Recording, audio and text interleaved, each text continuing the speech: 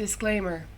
This video will be covering topics of grooming, racism, hateful words, misogyny, and finally, incest. Everything in this video is also alleged and may not be true. Viewer discretion is advised. Please do not harass anyone mentioned in this video. If anything in this video resembles something happening to you or loved ones, we have links in the description with helpful resources if you live in the UK, Australia, USA, or India. Thank you.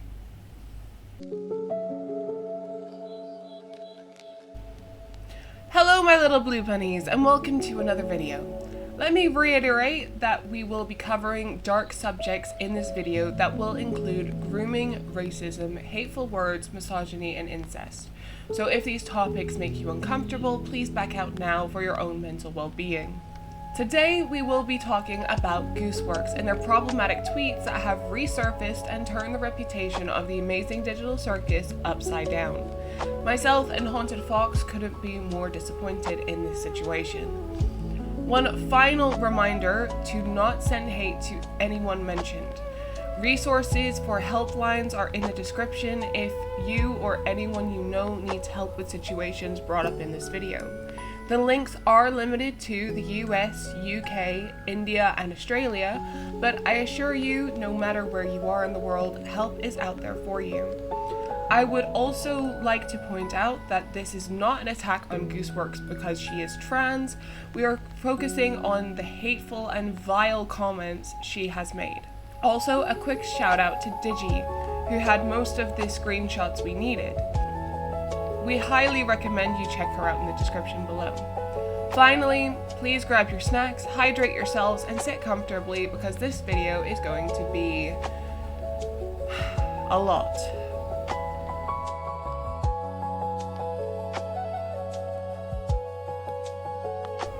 During the Jackbox livestream with Michael Kovac and Ashley Nichols, there was a situation involving a misheard word that I will leave up on the screen for you.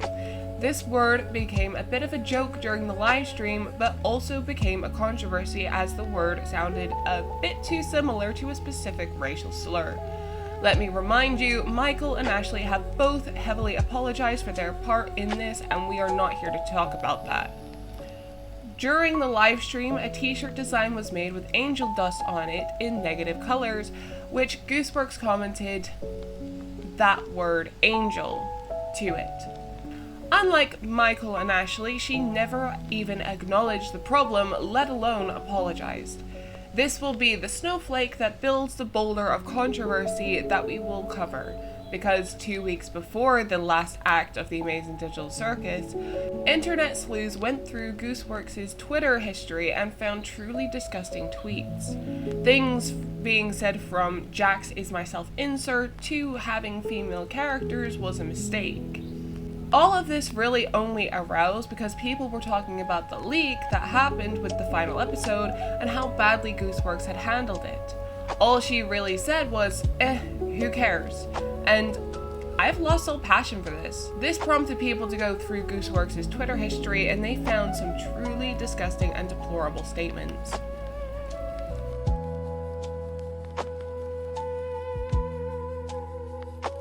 Gooseworxs wrote statements like, Jax is my self-insert.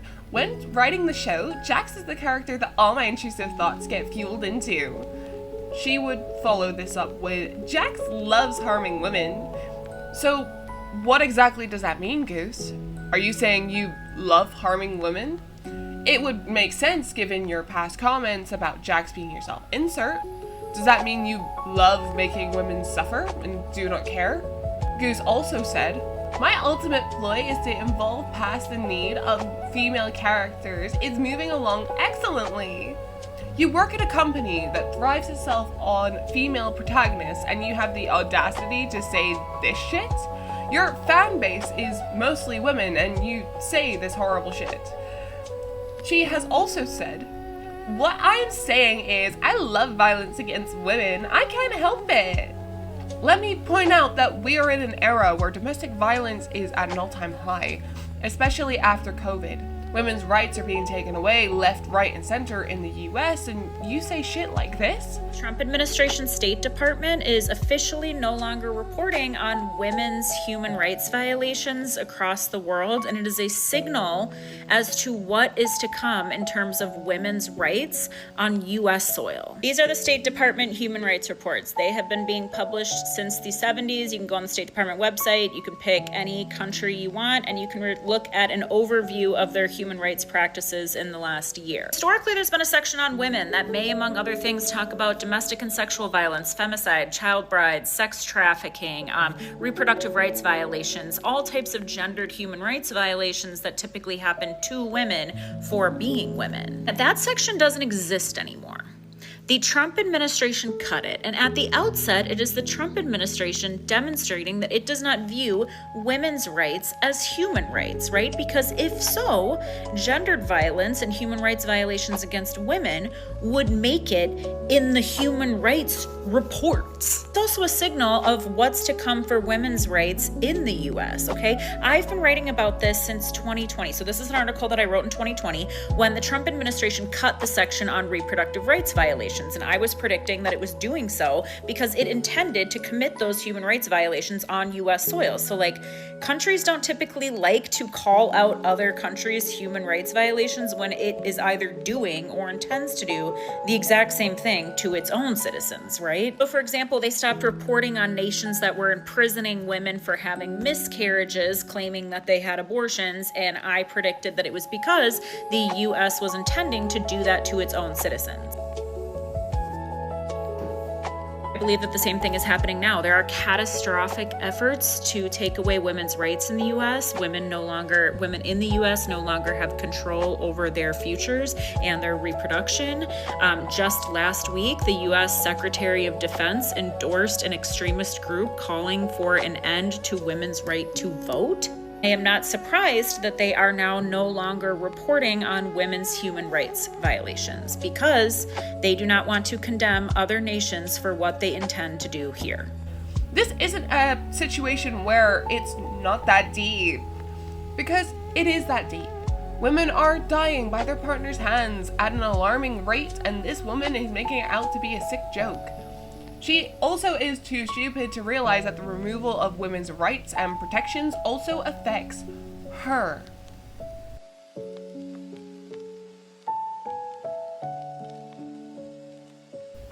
Gooseworxs has also said some very out-of-touch racist shit.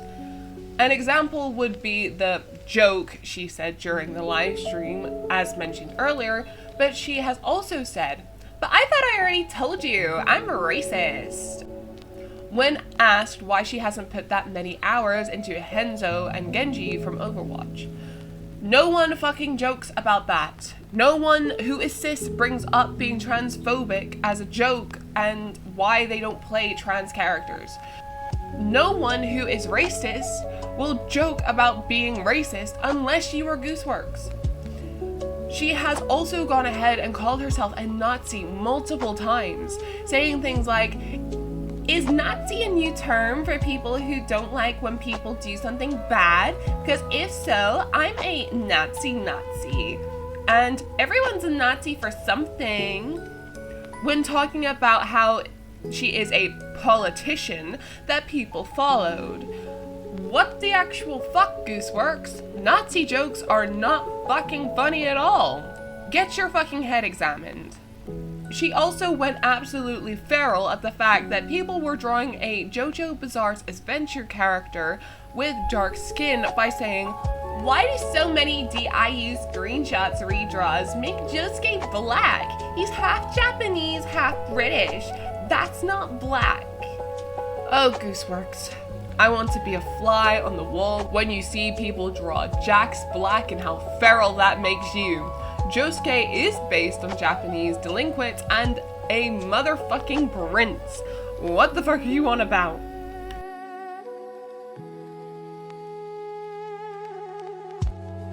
To give this situation context, Sandman is an artist who drew children in foul and horrible ways. He got into trouble when he drew Chemstar's daughter in a horrible way and currently is in jail for assault charges, which is heavily deserved. Now, how does this relate to Gooseworxs? Well, she fucking sent out a tweet saying, if I were to make tweets about Sad Man, it would be way more direct and way more edgier. Like something like, who's gonna fill the shoes Shad Man left empty? I'm not gonna enjoy it, but I guess it's gonna be me. Something like that. What the fuck are you saying, Gooseworxs? Are you seriously defending this pile of trash of a man? Are you saying you will draw pornographic pictures of children? God, I hate the fucking internet.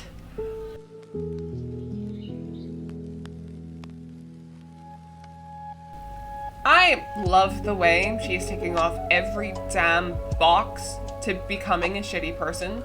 Hey, James Charles, looks like you have a competitor.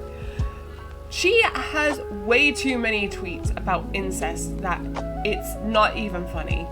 She also has a history of being a pro-shipper, which according to Google means someone who doesn't care what other people ship or who they ship because it isn't real. This can range from this is adorable to here, incest. Gooseworxs has made it no secret that they really like incest and even wrote, Raggedy Ann and Andy chilling on a couch 5 feet apart because they're brother and sister. That'd be incest. Fucking shoot me. She also tweeted, I thought they were bros because incest is wincest, when replying to someone who questioned them.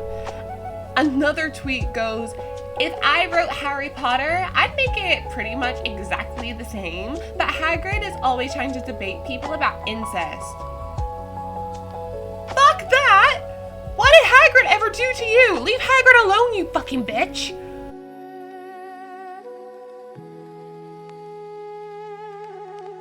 Now, I'm going to put a disclaimer here. I'm not accusing Goose of grooming because a title like that is absolutely horrible and can ruin anyone. Goose would also get a shit ton of hate for it because of the fact that she is trans. I am merely just adding this here because these tweets are problematic and dangerous. Goose has tweets that mention she has messaged a 17-year-old some really not okay stuff. Gooseworxs being 26, turning 27 at the time of this interaction. Some of the tweets are absolutely horrible, that I'm not going to read them out, but they are on the screen with the minor's details censored, so you can pause the video and read them yourself. The minor involved does not need this crap sent to them.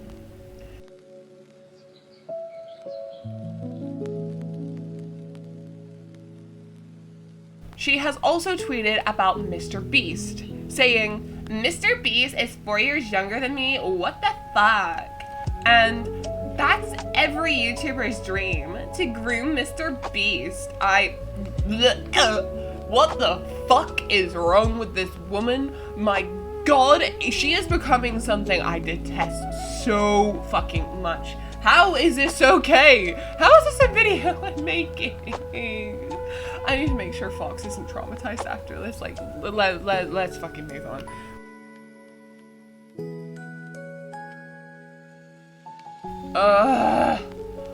Oh my heavens. Let's get into somewhat lighter shit.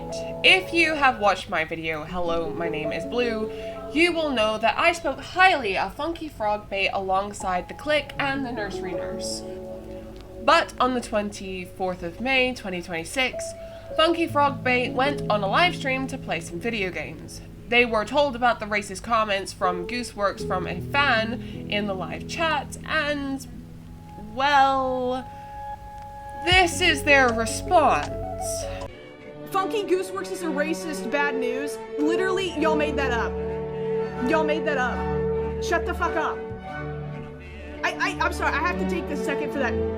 Y'all literally will go online and there's two different types of people, right? There's people that go online and then just make up shit about people.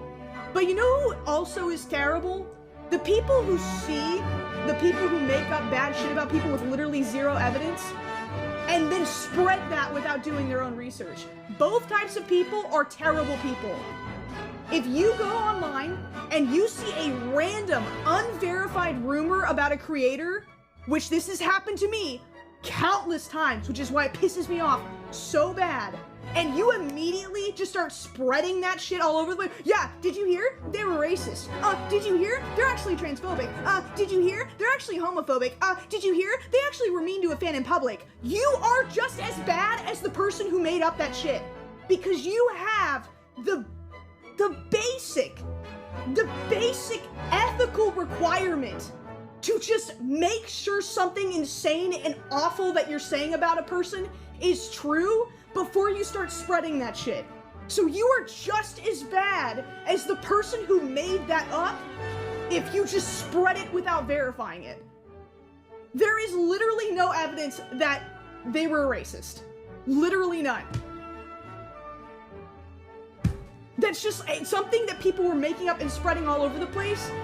Because why go after people that are openly racist, openly homophobic, openly transphobic, when it's so much more fun and satisfying and there's so much blood in the water when you can find someone who is actually just trying to be a decent person, but then plot twist, hot take, they're actually bad. See, that's so much more fun, right? It's so much more fun to, like, try to dig up dirt on someone who's, like, making genuinely good art, or donating to a bunch of really important causes, or trying to raise awareness about, like, really important social justice issues.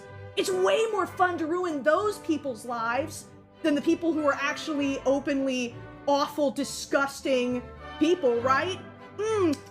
Oh, the blood in the water just tastes so much better when we do it to those people, right? Because then I get so many more views when I talk about because when people see that I'm talking about a person that they like that's actually secretly evil, I get way more views than if I actually try to hold people accountable who are openly and obviously being bigoted and nasty. Yeah. Please. Miss me with that shit. I'm so over it. It's not even cancel culture anymore. It's literally sharks circling in the water and immediately going into a fucking feeding frenzy the moment a drop of blood breaks the surface tension of the waves. Immediately feeding frenzy. 100%. Dox them, dox their families, ruin their lives, cut off their income, spam in their comment sections, ruin their lives. I'm over it. I'm so over it. I'm so done. And the fact that I can't even step up to defend Gooseworxs without someone being like, actually, they're a racist. Really? Where's your evidence? Oh, did you just see that in the comment section somewhere? And now it's your God-given duty to scream that at every single person you interact with online? Shut up! I'm over it. I'm so over it. I'm so over people pretending that they're good people because they spend all day just absolutely hell-bent on ruining everyone's lives. And that's all you do all day long. You don't contribute anything creative to the internet. You don't make any meaningful content. You don't add any, like, insight that's remotely valuable or good. You don't offer anyone fucking encouragement or kindness a single moment in your life. But what you will do all day long and feel so ethically superior while doing it is literally... They released 2 apology videos since, one that flopped hard while the other seems to get a pretty good response. Now, it is not my place to say anything. I am a white creator on this platform, and this isn't an apology that I can accept or reject. From the response I've seen online, multiple black creators like Digi believe this is another white queer creator that is defending someone who shouldn't be defended, especially after how boldly Funky defended Goose, even when they have not watched the show or seen anything Goose has put out. Or B, a creator who knows nothing about the situation, who doesn't fucking care because, oh no, my white brethren is getting attacked.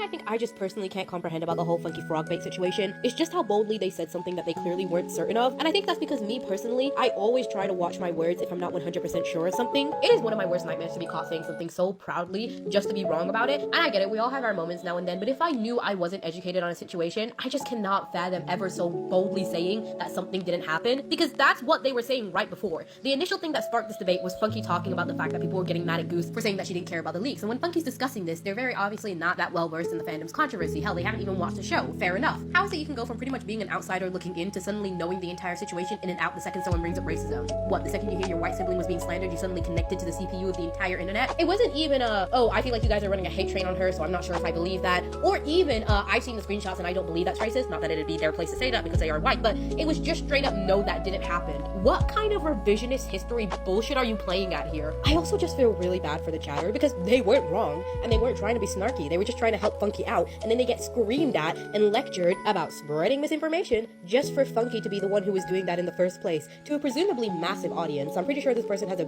pretty big fan base. If that was me, that would be my villain origin story. I would hold a grudge for a life. I have also seen other black creators like Danky Jabo, I hope I'm saying that right, who have defended the situation because of how much good Funky has done.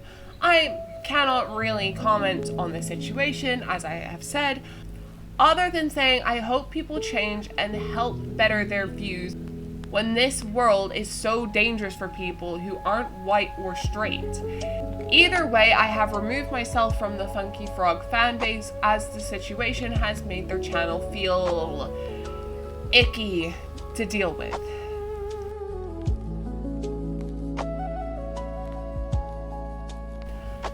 That's it for the video, my little blue bunnies. I am so sorry this was such a depressing video about a creator I and many others looked up to. This is a scary time for everyone, and I honestly hope that people understand why people are refusing to see the last episode of The Amazing Digital Circus when this is the situation. Thank you so much for sitting and watching this video, and if you stayed this long, why not subscribe? Hit that bell and hit that like button. Thank you to Low Fluff for the background music and HauntedFox for the script. A reminder of the helpline links in the description, as well as the Discord link if you would like to come and speak to more blue bunnies. I will see you guys in the next video. Bye bye!